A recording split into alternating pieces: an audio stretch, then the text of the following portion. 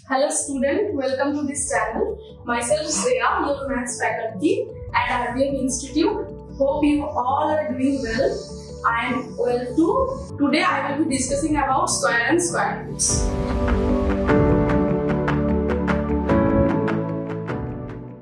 आज हम लोग स्क्वायर एंड स्क्वायर रूट्स का पढ़बो ठीक है स्क्वायर एंड स्क्वायर रूट টা খুব একটা ইজি চ্যাপ্টার এটা পার্ট 1 টা এখানে আমরা ডিসকাস করব পার্ট 2 টা পরে আসবে তো স্কয়ার রুটস টা কি আমরা ছোটবেলা থেকে পড়েছি কি 1 square is 2 2 square is 4 3 square is 9 এগুলো তো পড়েছি কিন্তু কখনো কি বুঝেছি স্কয়ারটা কি সেটা আমরা ভাবি স্কয়ার এখানে দেখো তোমরা কোন ডেফিনিশনটা পড়ো বুঝতে পারছো কি না স্কয়ার একটা তুমি নাম্বার নাও যে কোনো নাম্বার হতে পারে আমি তুমি নিচে তুমি লিখে দিতে পারো মানে একটা নাম্বার যদি আমি x ধরি সেই নাম্বারের সাথে যদি সেই নাম্বারটা আবার আমি মাল্টিপ্লাই করি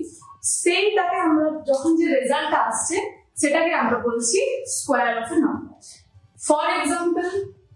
যদি আমরা একটা x নিই x এর সাথে আমরা itself মানে x টাকে মাল্টিপ্লাই করি তখন যে রেজাল্টটা আসে সেটা হবে স্কয়ার অফ এ নাম্বার ঠিক আছে বুঝতে পারছো ডেফিনিশনটা এবার আমরা পারফেক্ট স্কয়ার করব এখানে আমি एग्जांपल যদি বলি যেমন দেখো 5 এর square 5 into 5 is equal to 25 3 এর square 3 into 3 is equal to 9 ঠিক আছে সিমিলারলি তুমি যে কোনো নাম্বারের স্কয়ার বের করতে পারো এবং আমরা করব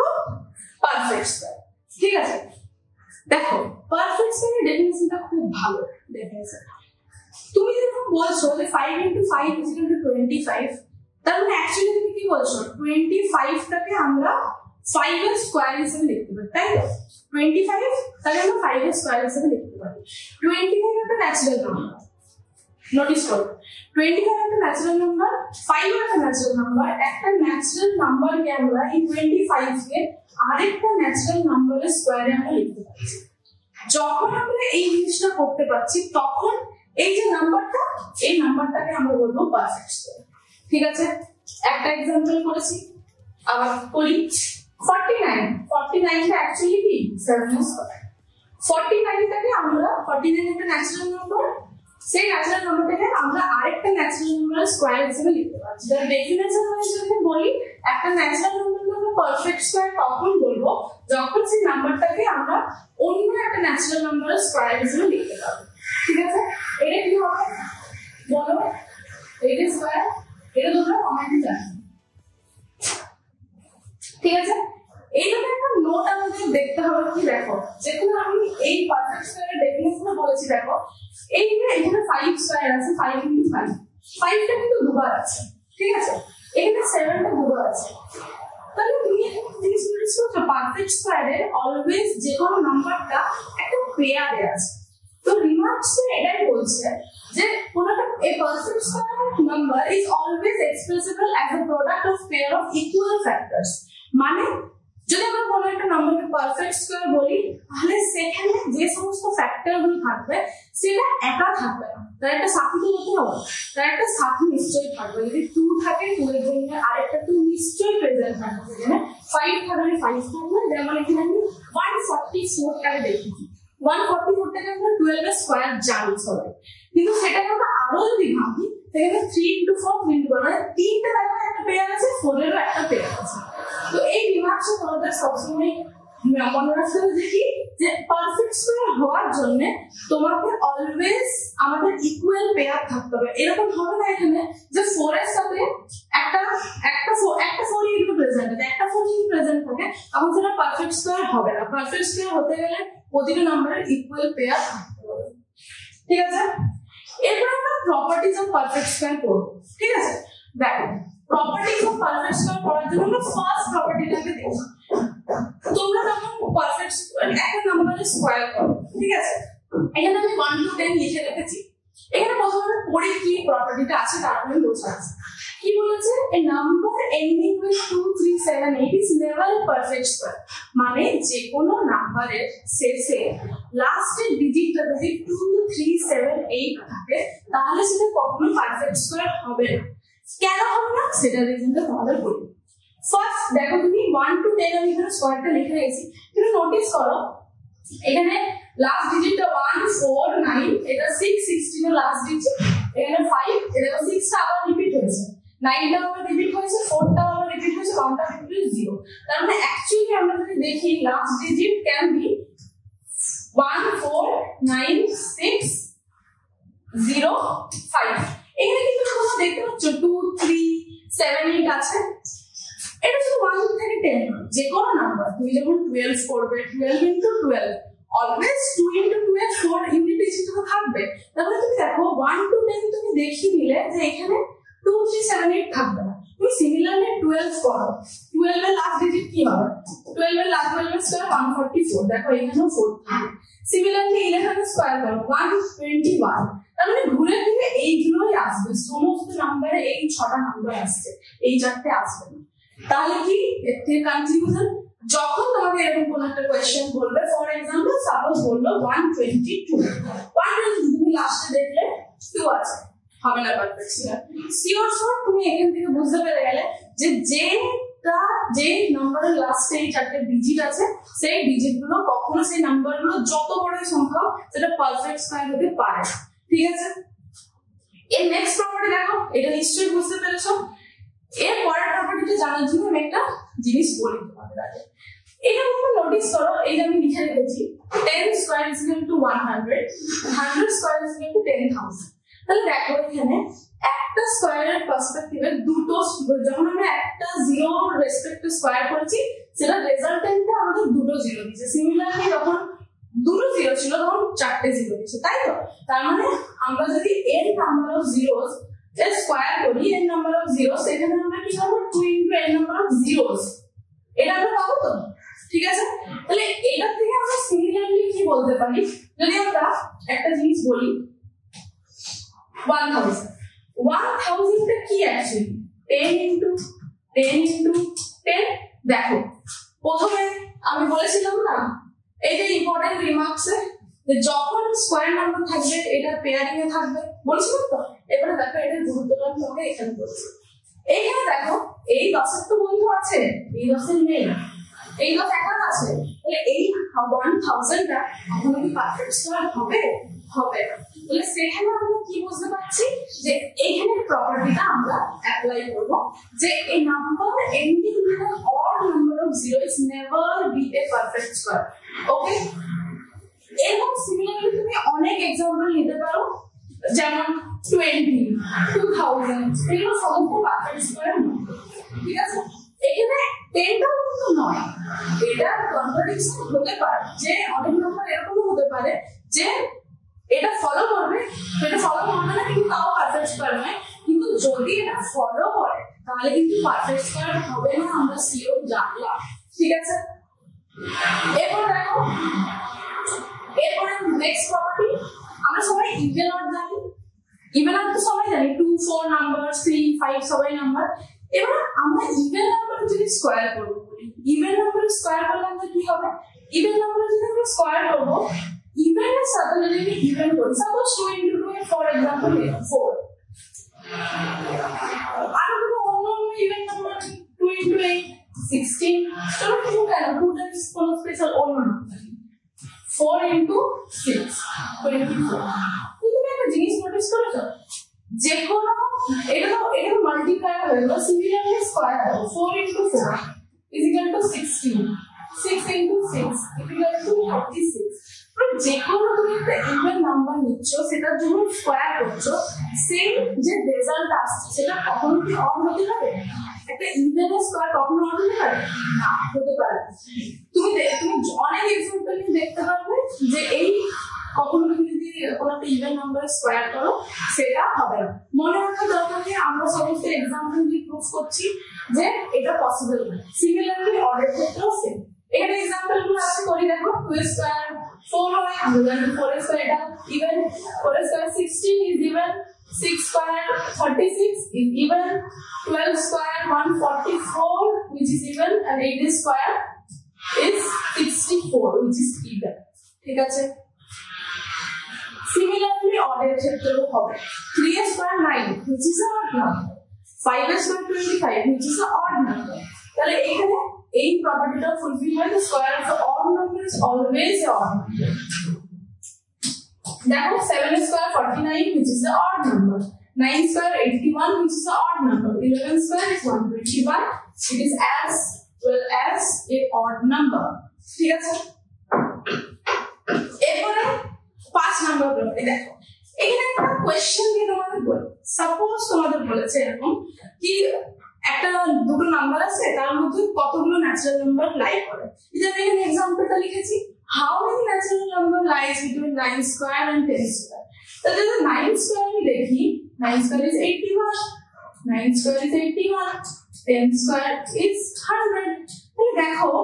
এর মধ্যে যদি তোমাকে বলা হয় কতগুলো ন্যাচারাল নাম্বার আছে তুমি তো গুনবে 82, 83, 84 করবে, এটা কি লেন্থি প্রসেস না, এটা কি লেন্থি প্রসেস, তুমি এটা ইজিলি করতে পারবে না, এইটা কিন্তু যদিও পারবে, কিন্তু তোমাকে যদি 19 আর 20 বলে দেয়, 29 আর 30 বলে দেয়, তখন তুমি কি করে করবে, এইটার জন্য এই রুলটা আমরা ফলো করব, কি যে যদি কি বলেছে রুলটা, number between square numbers there R 2 into n non-perfect square numbers between the square of the numbers n and n plus 1, মানে যদি আমরা n এর ভ্যালু 9 হয়, n এর ভ্যালু এখানে 9 হয় আর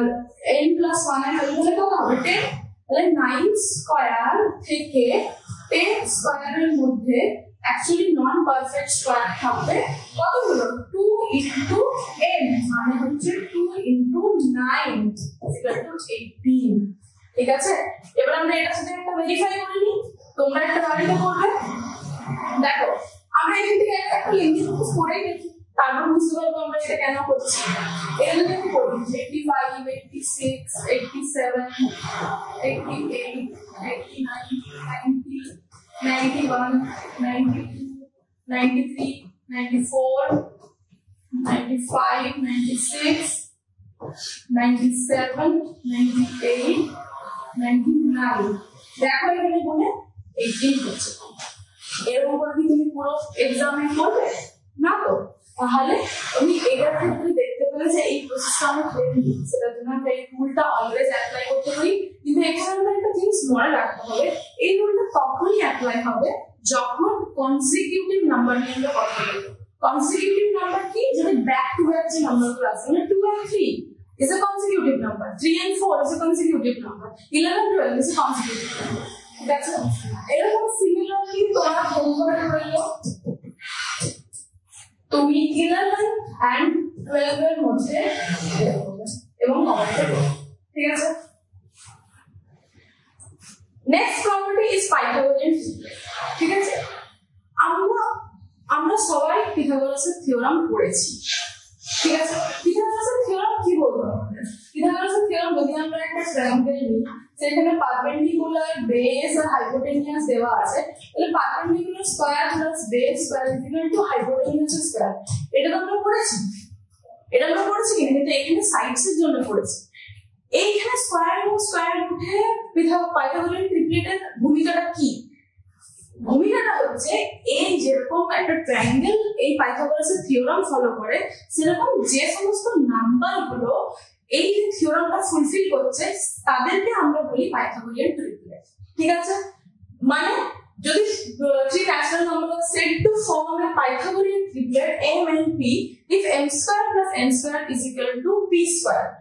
ঠিক আছে, যেমন কিছু হতে পারে, একটা ছোট্ট एग्जांपल নিই, যদি আমি বলি 4, 3 and 5, তাহলে আমরা কি জানি 4 square plus 3 square is 16 plus 9 is equal to 25 which is 5 square, তাহলে এই যে পেয়ারটা এটা পাইথাগোরিয়ান, ঠিক আছে, এটা একটা ইম্পর্টেন্ট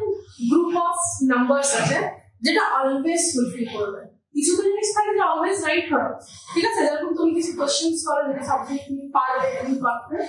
এই গ্রুপটা একটা এরকম ফলো করে কি না, দেখ যদি m একটা যেকোনো ন্যাচারাল নাম্বার যেগুলো ভেরিয়েবল ধরো, তুমি x ধরে নাও কোনো অসুবিধা নেই,